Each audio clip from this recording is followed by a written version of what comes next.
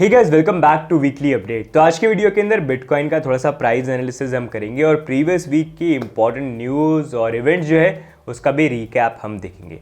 तो सबसे पहले यहाँ पर हम बिटकॉइन का प्राइस एनालिसिस करते हैं। तो यहाँ पर अगर हम देखेंगे इस वीक की कैंडल ओपनिंग फिर से 200 वीकली मूविंग एवरेज के नीचे हुई। एंड हिस्टोरिकली भी अगर हम देखते हैं बिटकॉइन की हिस्ट्री के अंदर कभी भी बिटकॉइन की प्राइस ने इतना लंबा टाइम 200 वीकली मूविंग एवरेज के नीचे स्पेंड नहीं किया है। तो अभी रिसेंटली हम इसके नीचे थे, ब्रेकआउट करके ऊपर की तरफ गए भी क्योंकि, लेकिन इतना कोई वॉल्यूम हमको देखने को नहीं मिला। प्राइस के अंदर फिर से रिजेक्शन आया, फिर से 200 वीकली मूविंग एवरेज के नीचे आ गए।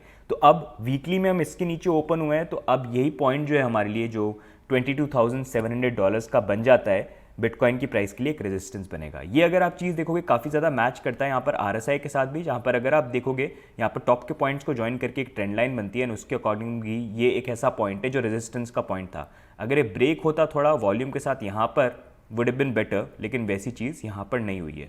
अब थोड़ा सा यहाँ पर हम डेली चार्ट के ऊपर मूव ऑन करते हैं। तो यहाँ पर हमारा जो अपवर्ड मूविंग चैनल था उससे थोड़ी सी प्राइस जो है नीचे की तरफ ब्रेक डाउन करी है।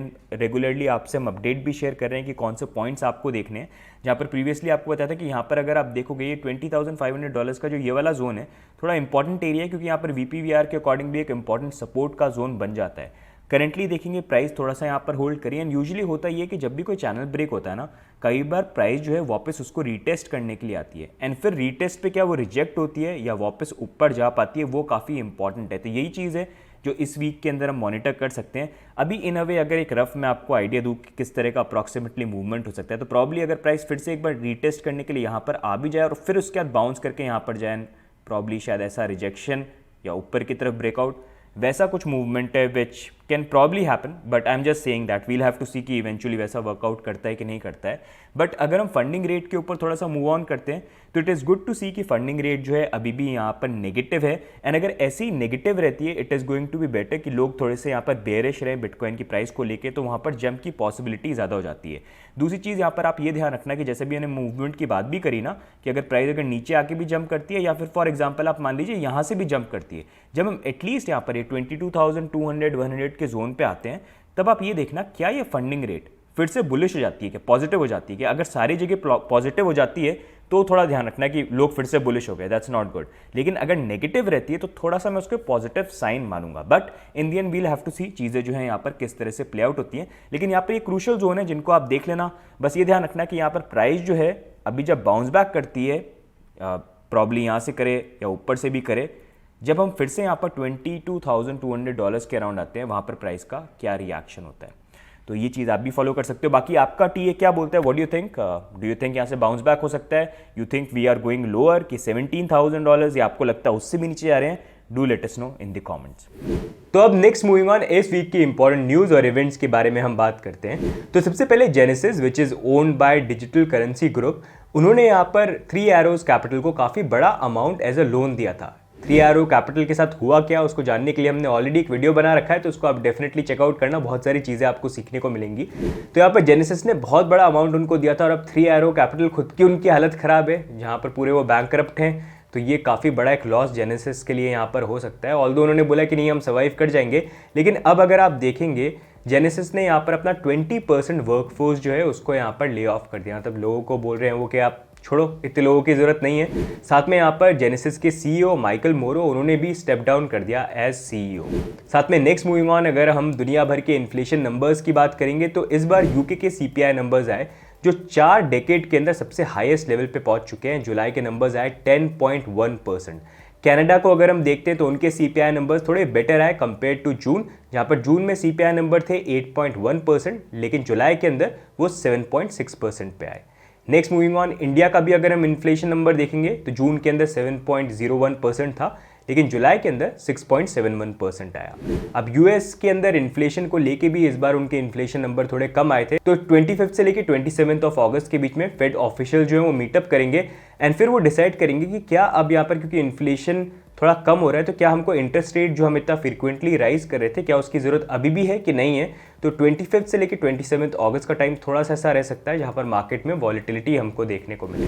बाकी next moving on, tornado cash DAO completely shut down यहाँ पर हो चुका है। सही सुना आपने, एक डाओ कैसे शट डाउन हो सकता है, बट यही एक अगली ट्रुथ है जो पूरा ये टोर्नेडो कैश के इंसिडेंट के साथ हमको यहाँ पर देखने को मिला, जहाँ पर यूएस के अंदर टोर्नाडो कैश को लेके यहाँ पर उन्होंने सैंक्शंस लगाए थे और जैसे सैंक्शंस लगाए तो काफ़ी सारे प्लेटफॉर्म जो है उन्होंने अपना लिंक यहाँ पर तोड़ना चालू कर दिया। इनफैक्ट अगर आप देखोगे टोर्नाडो कैश के जो यहाँ पर कोड डेवलपर थे उनको अरेस्ट तक यहाँ पर कर लिया गया। तो टोर्नाडो कैश डाउ जो था अब कंप्लीटली शट ऑफ कर दिया। इनफैक्ट उनका जो डाउ का मल्टीसिग वॉलेट था उसको भी डिलीट कर दिया गया है, वेबसाइट भी यहाँ पर डाउन है। एंड टोर्नाडो कैश की टीम का भी बोलना है कि हम इसलिए कर रहे हैं क्योंकि अभी ऑलरेडी उनके कोड डेवलपर को अरेस्ट कर लिया गया है और अगर वो कंटिन्यू रखेंगे तो बाकी मेंबर्स के लिए भी प्रॉब्लम हो सकती है। तो उनको सेफगार्ड करने के लिए वो कंप्लीटली टोर्नाडो कैश को यहाँ पर शट ऑफ कर रहे हैं।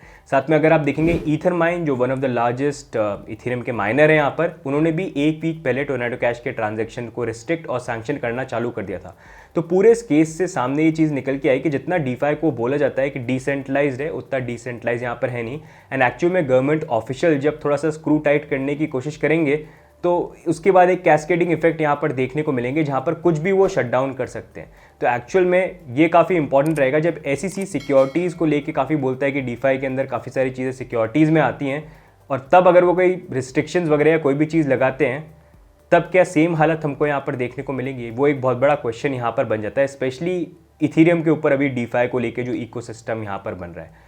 इसके बारे में आपके क्या व्यू पॉइंट्स है, do let us know in the comments. बाकी टोर्नाडो कैश को लेके यहाँ पर जस्टिन सन के साथ भी एक इंसिडेंट हो गया जहाँ पर आवे के ऊपर उनका वॉलेट बैन हो गया। ये कैसे हुआ, तो एक किसी यूजर ने उनका एक वॉलेट था जो उन्होंने टोर्नाडो कैश से कभी लिंक करके यूज़ किया होगा एंड क्योंकि टोर्नाडो कैश को यूएस ने सैंक्शन लिस्ट में डाल दिया तो हर प्रोटोकॉल उससे थोड़ी दूरी बनाने की कोशिश कर रहा है। तो उस यूजर ने उस वॉलेट को यूज़ करके अराउंड 600 एड्रेस थे जिस पे 0.1 इथेरियम सेंड कर दिया। अब एक उसमें वॉलेट था जस्टिन सन का, तो जस्टिन सन के वॉलेट में अब वो इथेरियम आ गए और जब वो गए आवे पे अपने वॉलेट को कनेक्ट करने के लिए तो वहाँ पर वो वॉलेट को कनेक्ट नहीं कर पा रहे। ऑल्दो अगर देखा जाए ये जो बैन था ये फ्रंट एंड पे हुआ, बैक एंड से फिर भी वो डायरेक्टली स्मार्ट कॉन्टैक्ट के साथ कनेक्ट कर सकते हैं। लेकिन फिर से यहाँ पर चीज़ जो है सामने निकल के कि आवे जो एक डिसेंट्रलाइज प्रोटोकॉल होना चाहिए, उन्होंने भी यहाँ पर जब जरूरत पड़ी तो वॉलेट को उन्होंने बैन किया। बाकी next moving on, bear market की हीट माइनर्स के ऊपर भी देखने को मिल रही है जहां पर माइनर्स प्रेडिक्शन से ज़्यादा बिटकॉइन को सेल कर रहे हैं। अगर आप देखेंगे जुलाई मंथ के अंदर अराउंड 3470 बिटकॉइन प्रोड्यूस हुए थे और माइन हुए थे, लेकिन एक्चुअली माइनर्स ने मार्केट में सेल किए 5767 बिटकॉइन। ये तीसरा मंथ है जहां पर रेगुलरली एक मंथ के अंदर जितने बिटकॉइन माइन होते हैं उससे ज़्यादा बिटकॉइन माइनर्स के द्वारा मार्केट में सेल किए जा रहे हैं। तो ओवरऑल अगर हम देखेंगे इस मार्केट की हीट जो है यहाँ पर माइनर्स के ऊपर भी हमको कहीं ना कहीं देखने को मिल रही है। बाकी नेक्स्ट मूविंग ऑन, हम स्टेबल कॉइन की बात करते हैं या फिर शायद आप रीनेम करके उनको अनस्टेबल कॉइन कर देना चाहिए क्योंकि एक और स्टेबल कॉइन यहाँ पर फिर से डीपेक हुआ। इस बार हुआबी का HUSD था। डीपेक होने का रीजन ये बोला गया कि यहाँ पर स्टेबल कॉइन यूनिवर्सल जो बेसिकली लिक्विडिटी मैनेज करते हैं यहाँ पर जब भी वो डीपेक हो वो टाइम पे लिक्विडिटी को मैनेज नहीं कर पाए क्योंकि उनके लिए क्राइसिस था। अगर आप देखेंगे ये हुआबी का HUSD था जो उन्होंने लॉन्च किया था, लेकिन उन्होंने भी अपने आप को इस कॉइन से दूर करना चालू कर दिया अप्रैल 2022 से, जहाँ पर स्टेबल कॉइन यूनिवर्सल का जो स्टेक था उससे वो एग्जिट कर गए। मेन रीजन उसका ये है कि अब स्टेबल कॉइन्स को भी लेके all over the world regulation और स्क्रूटनी जो है जगह जगह से यहाँ पर देखने को मिल रही है। लेकिन एक के बाद एक जो स्टेबल कॉइन यहाँ पर डीपेक हो रहे हैं ये काफ़ी अच्छा एक इंडिकेशन दे रहे हैं कि कैसे स्टेबल कॉइन एक्चुअल में स्टेबल नहीं है एंड इसको लेके आगे हमको बहुत ज़्यादा रूल्स एंड रेगुलेशन जो है वो देखने को मिल सकते हैं। लेकिन अब अगर हम देखेंगे तो HUSD अपना पैग वापस रिस्टोर कर चुका है। अब स्टेबल कॉइन्स की बात करिए तो सबसे बड़े स्टेबल कॉइन की भी हम बात करते हैं USDT, जहां पर USDT ने यह बोला है कि अब वो मंथली USDT रिजर्व रिपोर्ट को रिलीज करना चालू करेंगे जहां पर उनके खुद के जो ऑडिटर हैं, ऑफिशियल ऑडिटर, वो उसको चेक करेंगे और पब्लिश करेंगे ताकि ट्रांसपेरेंसी यहाँ पर है। क्योंकि टेथर को लेकर हमेशा ये क्वेश्चन आता है कि जितने आप इशू करते हो उतनी बैकिंग आपकी यहाँ पर नहीं है, तो वो भी अपनी तरफ से बोल रहे हैं कि हम ट्रांसपेरेंसी रिपोर्ट जो है ये आने वाले टाइम पे यहाँ पर शेयर करेंगे। साथ में यहाँ पर टेथर का जो कमर्शियल पेपर के ऊपर एक्सपोजर है उसको भी यहाँ पर वो कम करने की बात कर रहे हैं 2022 के अंदर एंड इवेंचुअली वो चाहते हैं कि उस एक्सपोजर को वो 0% पे यहाँ पर लेके आ जाए। बाकी नेक्स्ट मूविंग ऑन, कनाडा के अंदर नए रूल्स को इम्पोज किया गया है जहां पर कुछ एक्सचेंजेस जैसे न्यूटन और बिटबाय उन्होंने 9 प्रोविंस के अंदर क्रिप्टो करेंसी बाइंग के ऊपर लिमिट लगाई है। अगर आप बिटकॉइन, लाइटकॉइन, बिटकॉइन कैश और इथेरियम बाय करते हैं तो उसको बाय करने में कोई लिमिटेशन नहीं है,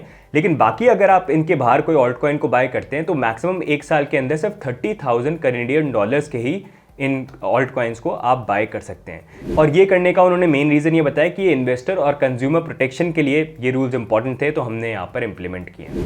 तो ये हो गए इस वीक के इंपॉर्टेंट न्यूज़ और इवेंट्स। अब नेक्स्ट हम यहाँ पर fun fact of the week की बात करेंगे। तो क्या आपको पता है कि बिटकॉइन का सबसे पहला ट्रांजैक्शन आज से 12 साल पहले हुआ था, जनवरी 2009 के अंदर, जहाँ पर सतोशी नाकामोटो ने 10 बिटकॉइन सेंड करे थे हेल्फिनी को। अब नेक्स्ट मूविंग ऑन, इस वीक के टॉप गेनर्स और टॉप लूजर्स को हम देखते हैं। तो इस वीक के टॉप गेनर्स थे इओस, चिलीज, और फ्रेक्स शेयर। टॉप लूजर्स थे Celsius network, Lido DAO, Near protocol. तो गाइस ये हो गए इस बार के वीकली अपडेट। अगर आपको ये वीकली अपडेट अच्छे लग रहे हैं तो वीडियो को जरूर लाइक करिए, चैनल पे भी सब्सक्राइब करिए। It always keeps us motivated. बाकी आपके क्या व्यू पॉइंट है बिटकॉइन और पूरे मार्केट को लेके, do let us know in the comments. बाकी मिलेंगे हम नेक्स्ट वीडियो में, तब तक के लिए bye and take care, bye bye.